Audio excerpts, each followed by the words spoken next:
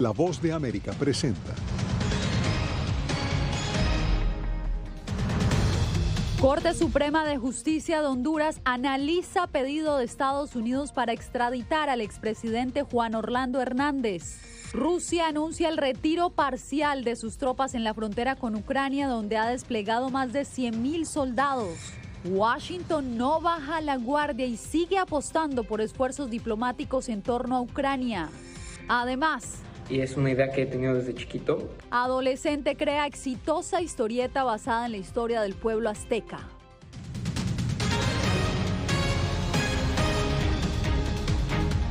¿Qué tal? Los saludo desde Washington, bienvenidos. Comenzamos esta emisión con la reciente detención del expresidente de Honduras, Juan Orlando Hernández, tras ser pedido en extradición por Estados Unidos, acusado de presuntos vínculos con el narcotráfico.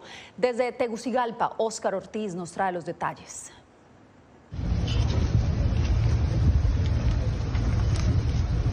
Estados Unidos pidió a la Cancillería hondureña la extradición de Juan Orlando Hernández apenas 3 semanas después de que dejara la presidencia.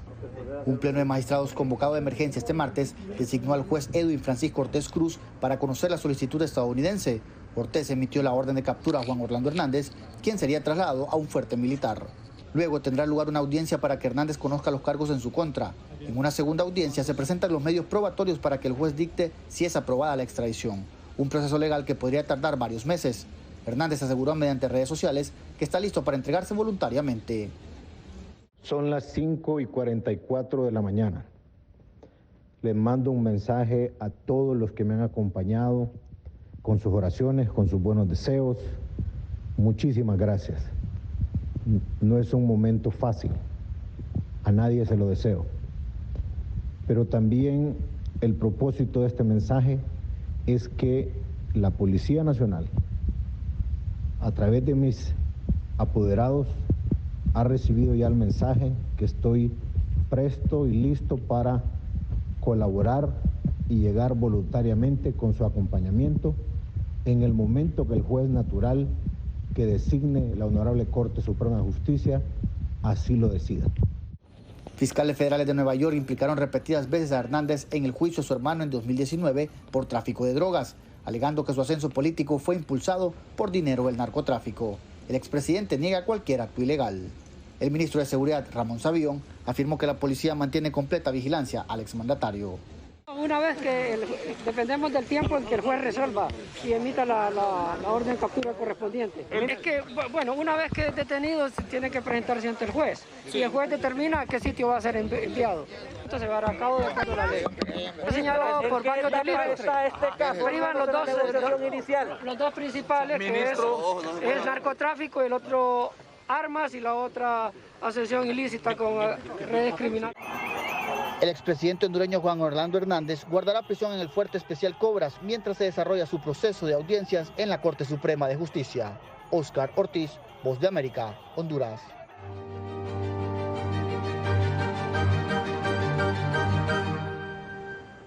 Este martes en Moscú se abrió una opción para dar un nuevo aire al diálogo con la OTAN. En medio de la tensa situación que se vive por la presencia de tropas rusas en la frontera con Ucrania, el presidente Vladimir Putin hizo un anuncio. Tenemos cobertura en equipo desde Washington, Naciones Unidas y también desde Kiev. Empezamos contigo, Celia. ¿Cuál fue el anuncio que hizo el presidente de Rusia?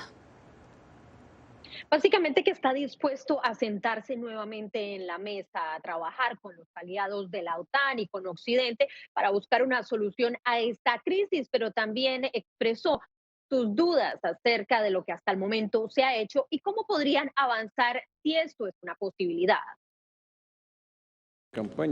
Tras recibir este martes al canciller alemán Olaf Scholz, el presidente ruso Vladimir Putin anunció que está dispuesto a continuar el diálogo con la OTAN y Occidente sobre los problemas de seguridad y la situación de Ucrania.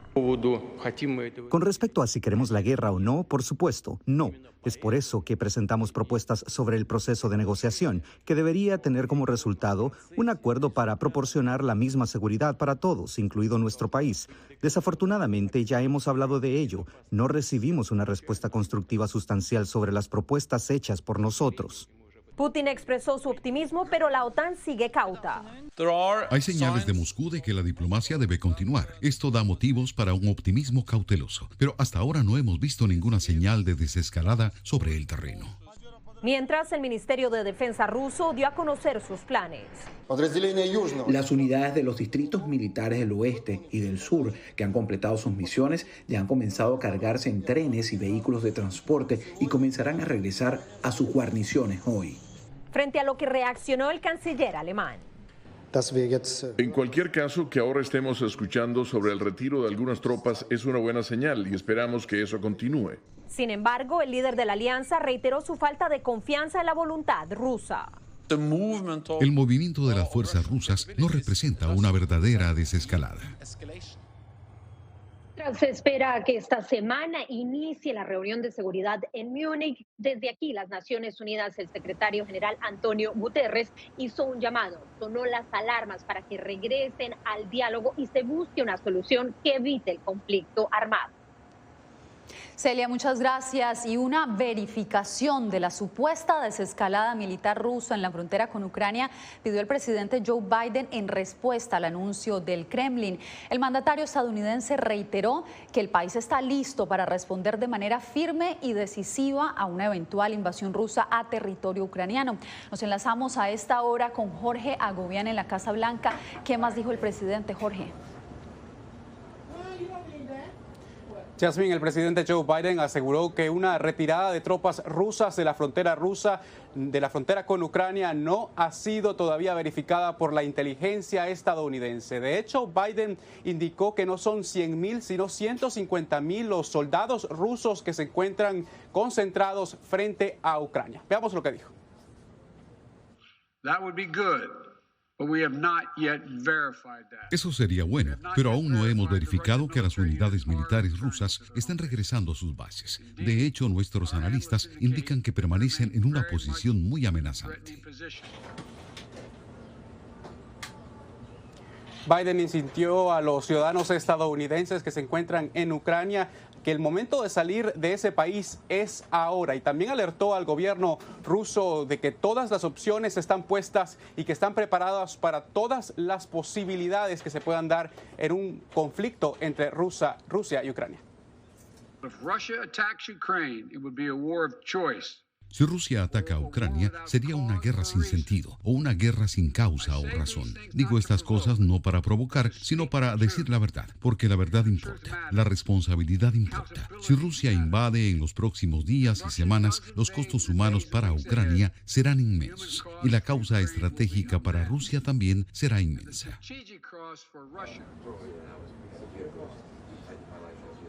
La vía diplomática, sin embargo, indicó el presidente Biden, sigue siendo una opción. De hecho, habló durante esta jornada con el presidente de Francia. Yasmín.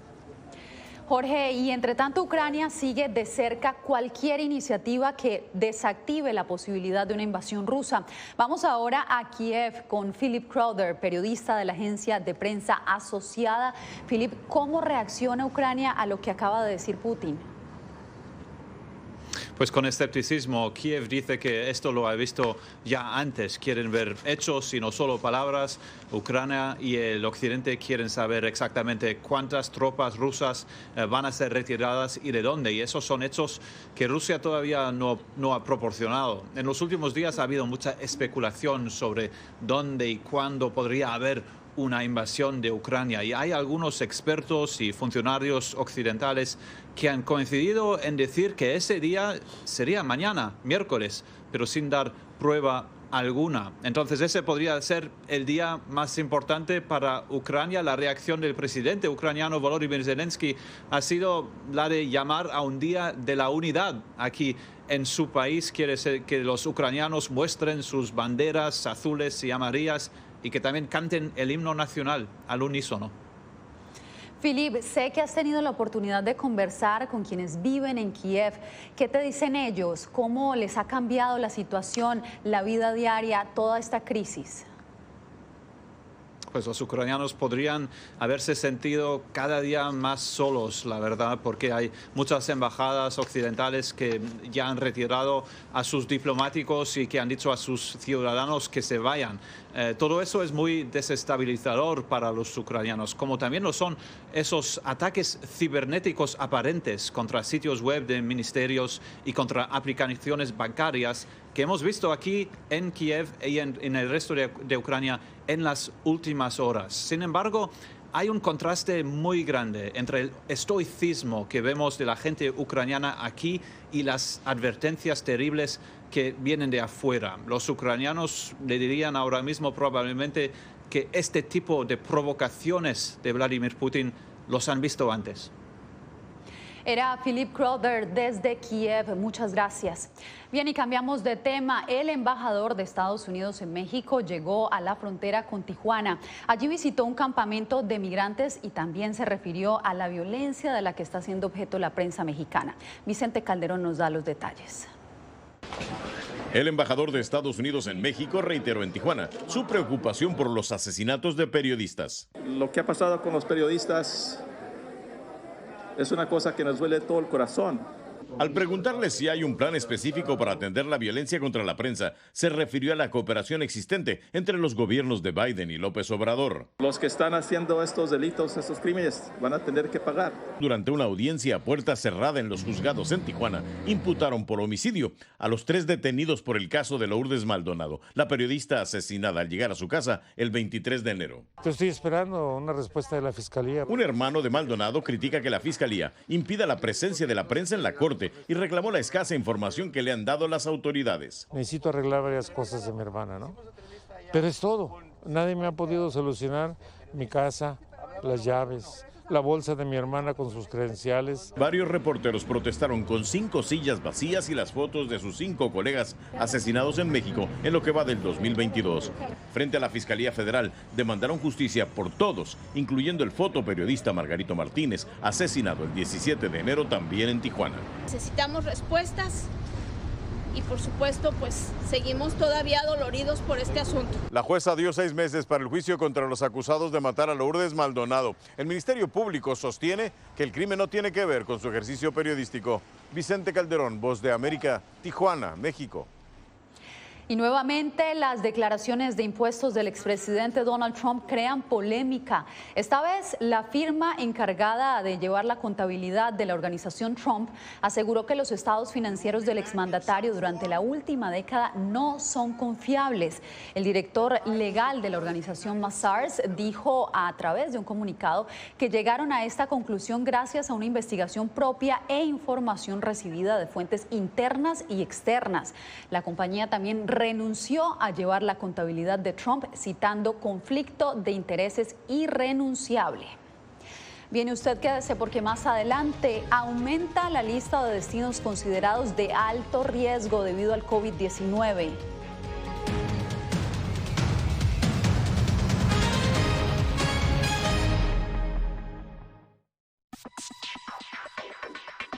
Sabemos que las mascarillas son una de las mejores herramientas para protegernos del COVID-19, pero con la aparición de nuevas variantes, los expertos están descubriendo que no todas las mascarillas cuentan con el mismo nivel de protección.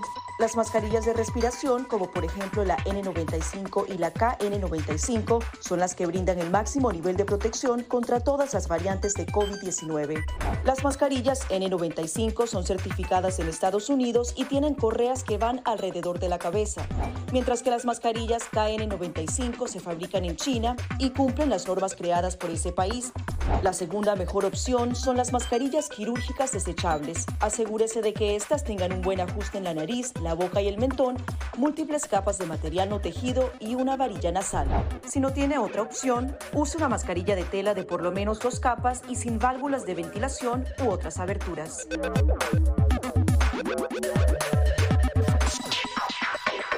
Antes de tocar la mascarilla, límpiese las manos con un desinfectante a base de alcohol o con agua y jabón y compruebe que la mascarilla no tenga roturas o agujeros. Para una mascarilla de tela, ajústela de manera que cubra la boca, nariz y barbilla sin dejar huecos a los lados y coloque las tiras por detrás de su cabeza o de sus orejas. Para una mascarilla médica, verifique qué lado de la mascarilla corresponde a la parte superior. Este suele ser el lado que tiene la tira de metal. Determine cuál es la parte interior, normalmente la parte blanca. Ajústese la mascarilla en la cara de modo que cubra la nariz, boca y barbilla, asegurándose una vez más de que no haya huecos entre su cara y la mascarilla. Coloque las tiras por detrás de su cabeza u orejas y ajuste la tira de metal para que se amolde a la forma de la nariz.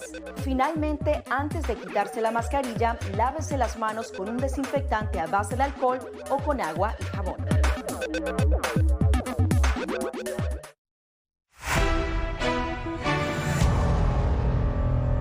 Más de 140 países fueron catalogados como destinos de alto riesgo por los Centros para el Control y Prevención de Enfermedades.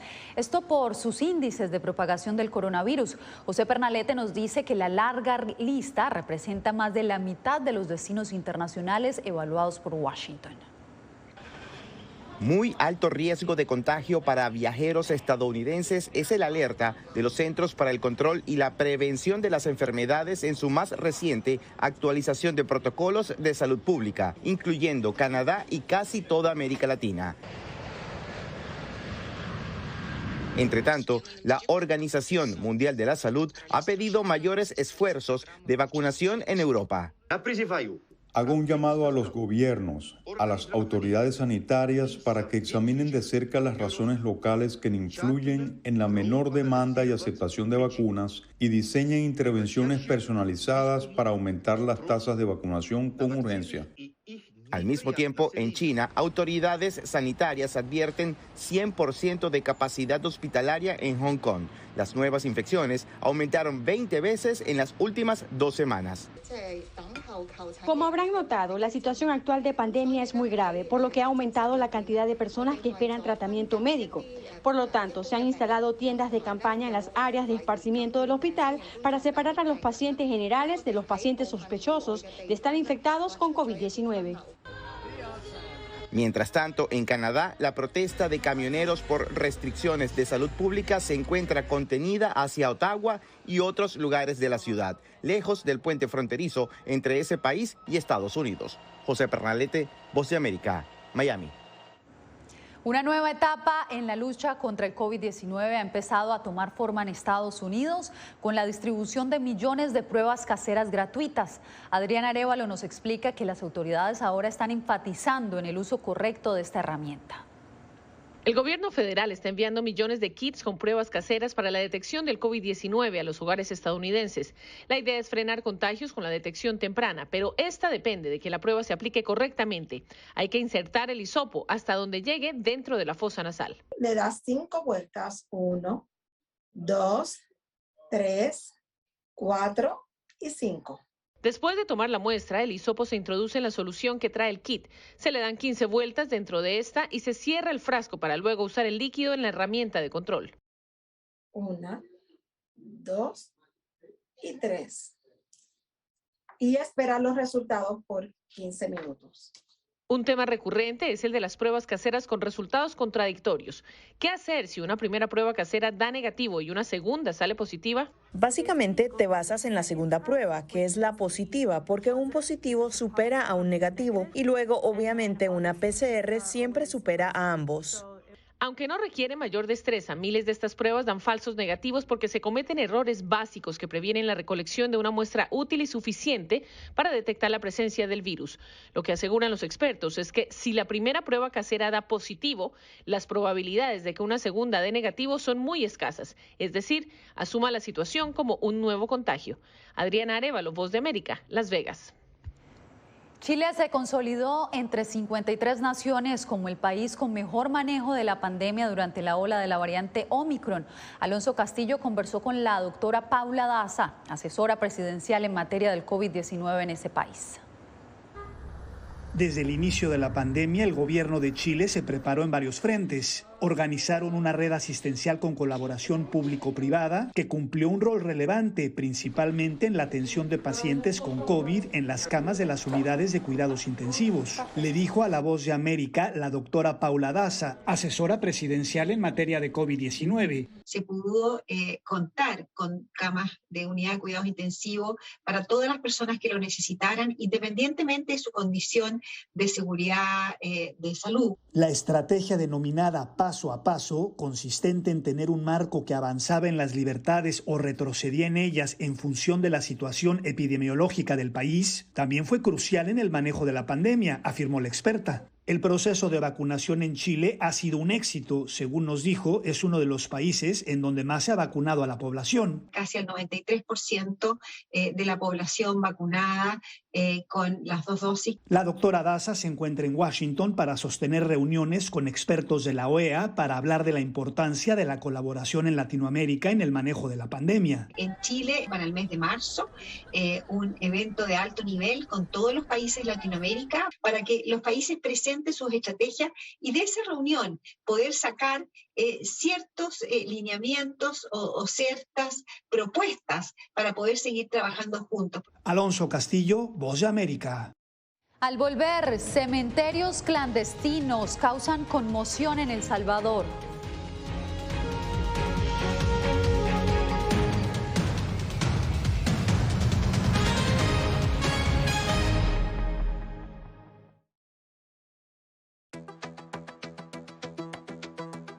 En momentos de crisis políticas y sociales, algunos gobiernos autoritarios recurren al bloqueo del acceso a Internet como herramienta para detener la información que entra o sale de su país.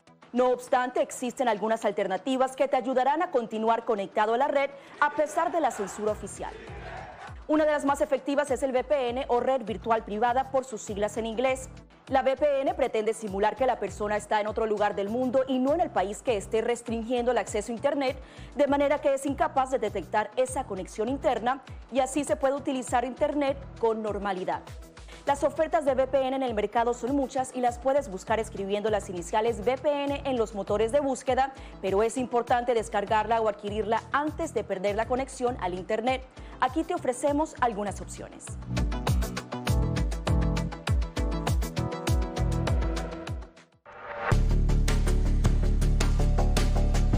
Durante el brote del COVID-19, los estafadores pueden tratar de aprovecharse de personas vulnerables a través de diversos métodos que van cambiando con frecuencia. Es posible que lo contacten por teléfono, correo electrónico, mensajes de texto, correo postal o redes sociales. Ten cuidado con ofertas de kits de supuestas pruebas caseras, curas milagrosas o pruebas inmediatamente accesibles. Response Act has made coronavirus testing more accessible immediately. Tras un desastre, organizaciones caritativas falsas aparecen afirmando que tienen vínculos con otras reales. Siempre verifica que la organización sea legítima. Alguien que asegura que trabaja en el gobierno puede pedirte tu información personal o intentar cobrarte cuotas falsas para así ingresar tu cheque de estímulo.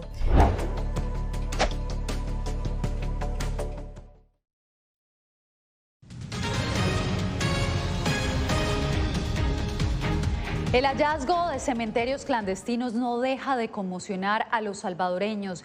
Mientras tanto, el gobierno de Nayib Bukele asegura que su denominado Plan Control Territorial ha permitido reducir los índices de muertes violentas. Claudia Saldaña nos amplía. Al menos 4 de estas fosas han sido descubiertas en el último año en diversos puntos del país.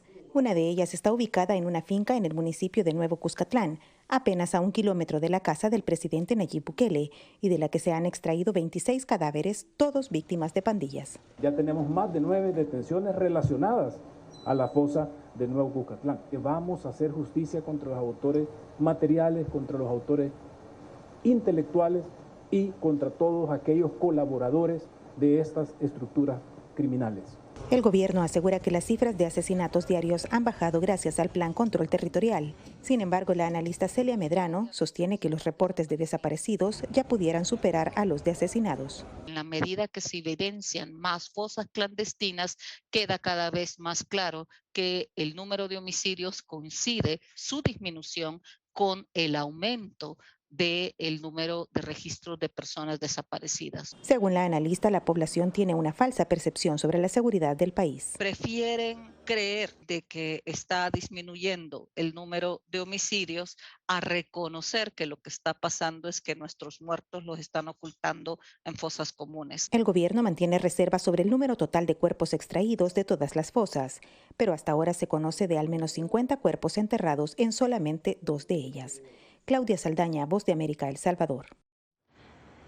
El príncipe Andrew accedió a realizar una donación sustancial a la organización caritativa de la mujer que lo demandó por haber abusado sexualmente de ella cuando tenía solo 17 años en un encuentro arreglado por el inversionista Jeffrey Epstein. La decisión le permitió al príncipe Andrew evitar un juicio que habría generado un escándalo aún mayor a la Casa Real británica. Cuando regresemos, un niño mexicano incursiona en el mundo de las historietas y ahora su libro se vende en 2 grandes plataformas de Estados Unidos.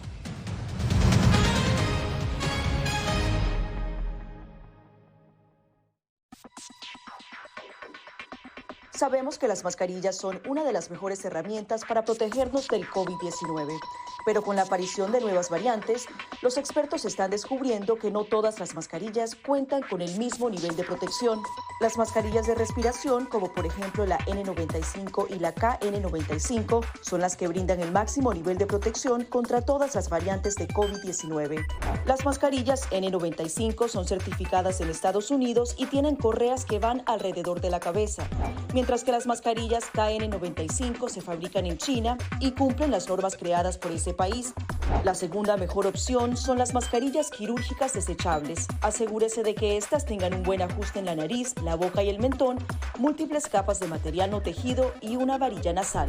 Si no tiene otra opción, use una mascarilla de tela de por lo menos 2 capas y sin válvulas de ventilación u otras aberturas.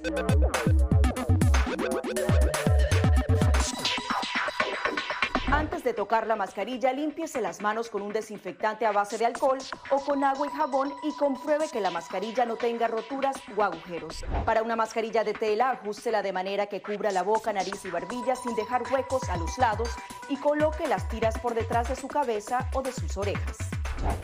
Para una mascarilla médica, verifique qué lado de la mascarilla corresponde a la parte superior. Este suele ser el lado que tiene la tira de metal. Determine cuál es la parte interior, normalmente la parte blanca. Ajústese la mascarilla en la cara de modo que cubra la nariz, boca y barbilla, asegurándose una vez más de que no haya huecos entre su cara y la mascarilla. Coloque las tiras por detrás de su cabeza u orejas y ajuste la tira de metal para que se amolde a la forma de la nariz. Finalmente, antes de quitarse la mascarilla, lávese las manos con un desinfectante a base de alcohol o con agua y jabón.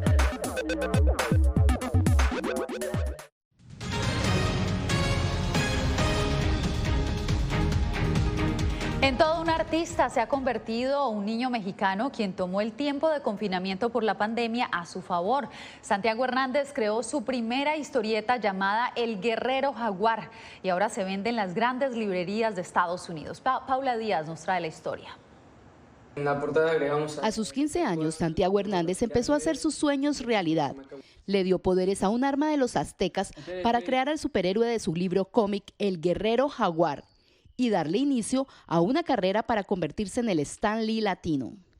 La idea de crear al Guerrero Jaguar surge desde que yo conozco al Macahuitl y es una idea que he tenido desde chiquito, que me dio por conocer el Macahuitl, que era un arma que en realidad usaban los aztecas. Santiago busca con este superhéroe hispano cambiar el concepto que muchas personas tienen de los latinos en Estados Unidos. Para darle vida al guerrero, estudió la historia cultural de México. El Guerrero Jaguar nace porque los dioses aztecas se juntan y forjan un arma y a una persona que es el Guerrero Jaguar, y el arma es el Macahuitl, y se lo dan, y la tarea del Guerrero Jaguar es defender a la nación azteca y cuidar de ella. Este chico, originario de Puebla, quiere con su libro ser un ejemplo para otros niños que, como él, tienen sueños por cumplir. A la gente que quiere cumplir sus sueños, les digo que le echen ganas, que se esfuercen, que tengan constancia y disciplina y que empiecen a pensar en el sí y dejen de pensar en el no. El pequeño escritor de libros cómics tiene a su Guerrero Jaguar disponible en Amazon, Barnes & Noble y pronto estará en Apple Books. La versión en inglés saldrá a finales de febrero en las mismas plataformas. Paula Díaz, Voz de América, Arizona. Y este 14 de febrero, Perú tuvo una particular celebración del Día de San Valentín. con la realización en Lima de una boda masiva de perros. Los amigos de Cuatro Patas salieron con sus mejores trajes para celebrar el amor y acompañados de sus dueños firmaron sus papeles de matrimonio, levantando sus patas para dejar huella en el papel. Al final, perros y dueños posaron para las fotos que sin duda dejarán un lindo recuerdo. Bien, y de esta manera nos despedimos de ustedes. Gracias por su sintonía.